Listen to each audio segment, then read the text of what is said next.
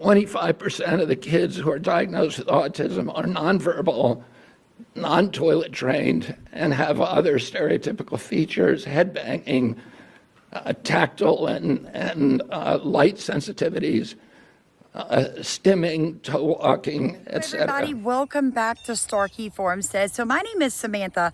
For the ones of you that have never seen me, my history is in education. So I have a master's plus 21 hours and 4 certifications to teach folks. One of those is in special education. I also have an early childhood degree and certification. So what does that mean?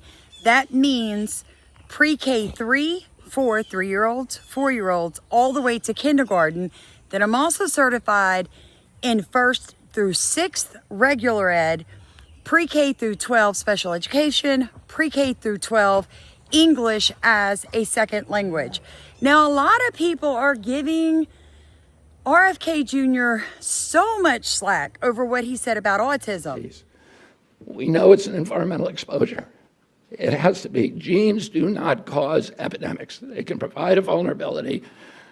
You need an environmental toxin. This is an individual tragedy as well. Autism destroys families. More importantly, it destroys our greatest resource, which are our children. These are children who should not be suffering like this. These are kids who, many of them were fully functional and regressed because of some environmental exposure into autism when they're 2 years old.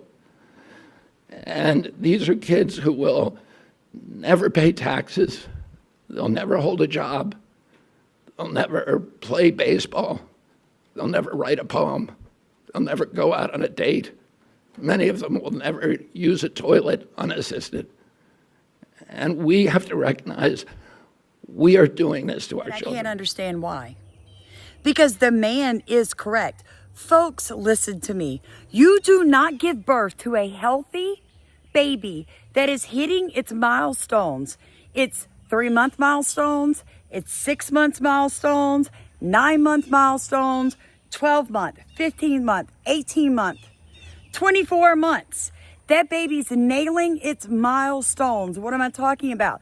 It's hand-eye coordination, being able to walk, being able to mimic sound. Whatever is the milestone for that month, the baby is hitting it. And then they hit 2, and out of the blue, your baby regresses. Okay, do you know what regress means? It means go backwards. So your baby's normal today. A month from now, your baby is acting like they're 1. Okay? The scary thing is that it is so bad now.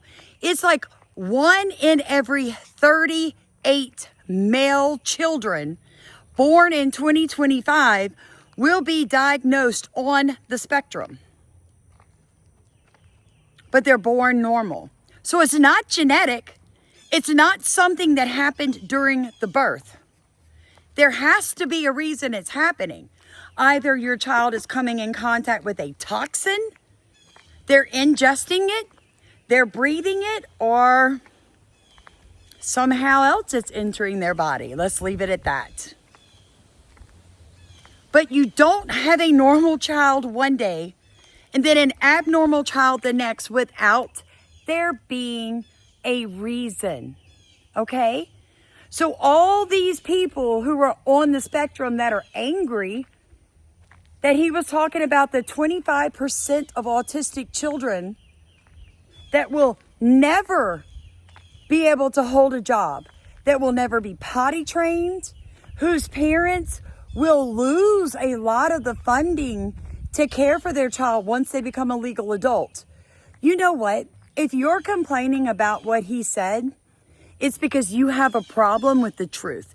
It's because you have Trump derangement syndrome. You don't want to be educated. And if you don't like that, turn me off. For the rest of you that have brains in your head, listen to me. This is what I was trained to do. It is what I did 17 years of my life. Your babies are not born normal, and then all of a sudden they're not normal. If you haven't been told that, if you've never heard the truth, I'm sure it's shocking. But you did not do anything wrong. And there's not anything genetically wrong with your child. So you tell me why your baby can no longer speak, while they're stimming, while they're walking on their little tiptoes and they can't flat walk, while your child can't make eye contact. They could, and now they can't. You have to be honest with yourself at what point in their life and what was going on during that period of their life. And let me tell you something. No matter what the reasoning is, if you remove everything else, you know it's not all this. And there's one thing left. Doesn't matter what mainstream media tells you. Don't you guys know the pharmaceutical companies are on a propaganda right now against him? RFK Jr. is getting hit by big pharma. And their people, half of America, are falling for it. You fell for big pharma's propaganda against that man for speaking truth, then your child does not have a chance. Not because he doesn't want to help your baby, but because you want to keep your baby like that rather than face the truth.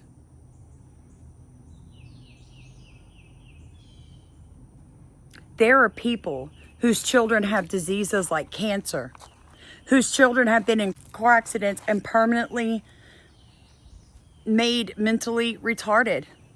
They'll never get their child back. If there was a cure for their child, don't you think they would do whatever it was?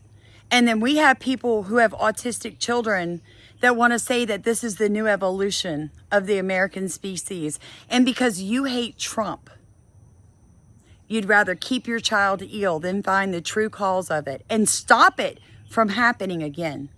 And all I have to say is shame on you and your poor child. God bless them. Because folks, listen to me. I would want to know. I'm going to have grandkids soon. I want to know.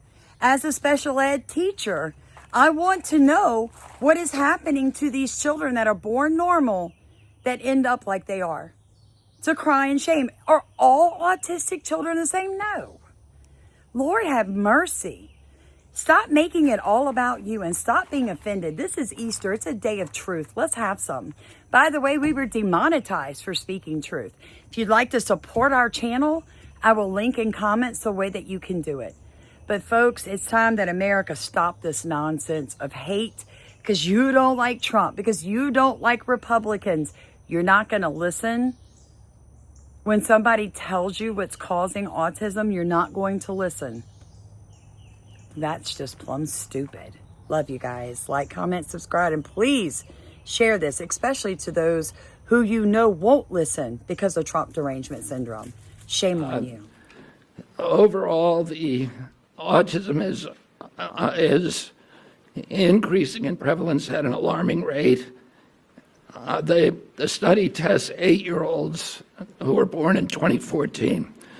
And by the way, these studies are 2 years later than they should be.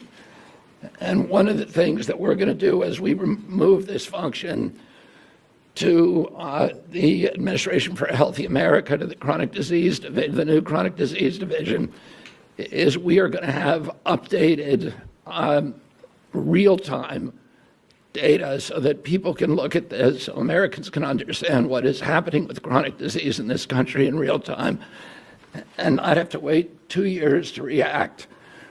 We don't wait 2 years to react to a measles epidemic, and we should not, or any kind of infectious disease. We shouldn't have to do that for diabetes or autism.